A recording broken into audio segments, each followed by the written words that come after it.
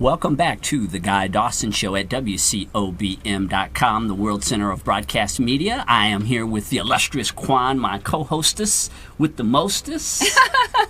How you say you need to teach me? I don't know those slang. Oh, that's a total American slang. Co-host with host get the most. Yeah, that's almost. Okay. Almost. Hostess, co-host. It's like you teaching me Chinese, huh? I have to teach you. Host get the most, then with the co-host. Co-hostess with the mostest. Wow, this is like a tongue twister. It's horrible English. Don't copy that.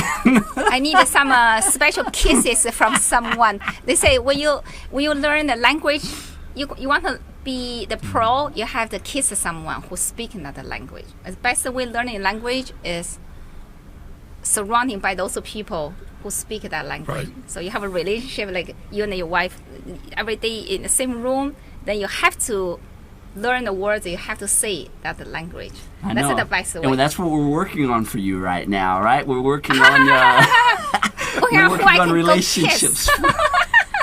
Kiss begin with. Yes, then Jeff Bearden. Oh, I'm sorry. Go ahead. Was there more? Is there more that you'd like to share with us today, Quan? Learning language begin with, then learning something else in a relationship, about a relationship afterward. Quan has become our resident relationship expert. She talks about relationships on her television show and her radio show, and it's mainly interview other people, successful couples. I learn from them, and I share the messages that I've learned from my own experiences, also from those special guests. I think I'm having someone lined up. All right, yeah. For that topic, relationship. Jeff's wife is here, and Quan is already scoping out guests for her upcoming show. I love that contrast. It's a macho man, another beautiful, tiny, smaller than me. I said, oh my gosh, what a combination. The contrast, beautiful. So thank you. Jeff Bearden is a former wrestler who went by the name of the Giant Warrior, among other names, and you said you did it for about 25 years. I did it for 25 years, and I had to have my neck fused from my C4 to T1. And at that point, they told me that if I was to get hit wrong or if I landed wrong or something, I could be paralyzed. Oh. So that was when it was time to retire. It's kind of like being in the NFL where you get addicted to it, right? I mean, I know all these NFL players, and they've had all these tragic concussions, injuries, and they just do not want to stop playing because it's a part of who you are. Yeah, it's hard to go from being in front of the crowds like that. I mean, I've wrestled in front of as many as 75,000 people. And, I mean, it's such an adrenaline rush to be in front of that many people. And to be able to take them to, where we were able to push the fans when they were still believing wrestling was real. I mean, like we were talking about before, I've been stabbed 5 times by spectators throughout my career. Because they were so wrapped up in what was going on that they were going to help their local hero to get even with me for all the bad things I was doing in the ring and stuff. So they, during a riot stuff, I got stabbed. So what was the moment made you want to become motivational speaker? That's a big shift from a physical to mental. Well, it became the realization that it's easier for me to run my mouth for a living than to get hit in the head with a chair. I can testify to that, yes. So that made it a real easy decision to go that way. I don't hurt near as much in the morning after I've spoken as what I did after I was wrestling the night before. But I always wanted to be able to give back to fans, kids, and being the bad guy, we had such a persona with our character that we didn't really sign autographs. There wasn't taking a lot of pictures and things like that because we were supposed to be hated.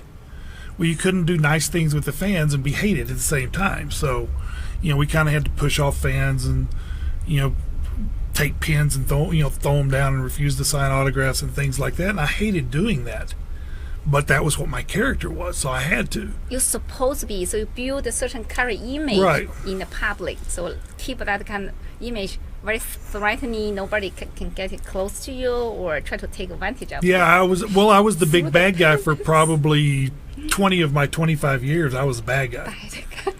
And when you're going into foreign countries, like in Durban, South Africa, we had such a situation that we caused a riot that I got stabbed during that in the chest, and had the blade been not going up and down where it hit my rib and went up, if it had been turned sideways, it had gone between my ribs and got my heart. We were supposed to be coming back the following week, and the wrestling promoter called off the show because he had over 80 phone calls to the office that said if I came to the show, they were going to shoot me. Oh, my.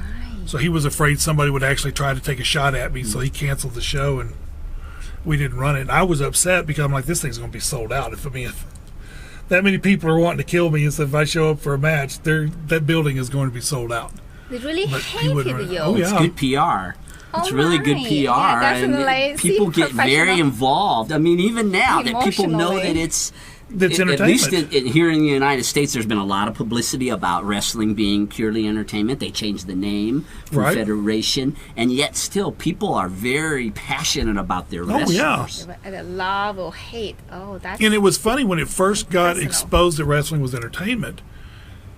I could come here and they knew what was going on, but you go to a foreign country and they say, oh, the wrestling in the States, that's entertainment wrestling, but our wrestling here is real. And it was all the same thing regardless of where we were at, but that's how a lot of the foreign countries felt when you go in, is that their wrestling was something different than what was on American television. So what was the experiences you dealing with a Japanese sumo wrestler? You see yourself much difference, I'm sure. Oh, yeah. I mean, those guys are huge. A lot of them are 500-600 pounds. So, I mean, those are some big guys. And I've never been around anybody that could eat like those guys did. I got to meet a couple of the big name guys like Akibono and Kanishiki and those guys in Japan and stuff on one of my tours. One of the other wrestlers knew them real well and stuff and introduced us to them. And just to sit down and watch those guys eat was, you sit there with your mouth open because, most of us guys thought, we eat quite a bit of food too. Yeah. So, not compared to them. I mean, that was part of their training was to eat. So... There's a lot big difference. You said 375. Oh, yeah. And 500. You're looking at another 125 pounds. That's like that's my... Plus, they were a foot shorter. They're much shorter, so they really grow this way. And it must guys. Be, really Yeah, I mean, they were a foot like. shorter than me, but 150 pounds heavier. So... Big guys. Oh.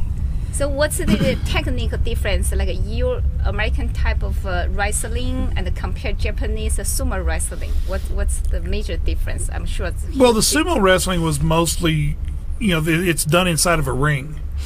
And so the object is either to push them out of the ring or throw them on the ground. And once they do, it's over. Our matches and stuff went a whole lot longer than, a top sumo match might go a minute and a half at the very most. Our matches are 10, 15 to an hour. When I was world champion in South Africa, I had 3 nights in a row that were 55-minute plus matches. 3 nights on the road. So, I mean, that's a long time and stuff to be able to carry on a match and be able to keep the fans involved with it. It's really hard to do that, but I mean, we had to train differently to stay in shape to be able to go that long sometimes. And now you're into motivational speaking and inspiring people. What types of topics do you speak on? My big one now is embracing your uniqueness and trying to make people realize that all of us are unique. You can take even the most identical twins that there are out there, and they still have separate fingerprints. So it still makes each one unique from the other one, even though they look so much alike. And a lot of the people and stuff don't realize how unique they are and how special they can be. So I try to help people realize, that they are special and they are unique, and that there's different things that they can do to pursue that uniqueness. And I also like talking with kids. I like doing a lot of youth stuff with schools as far as the anti-bullying, teenage suicides, addictions. Peer pressure, trying to help them make wise decisions.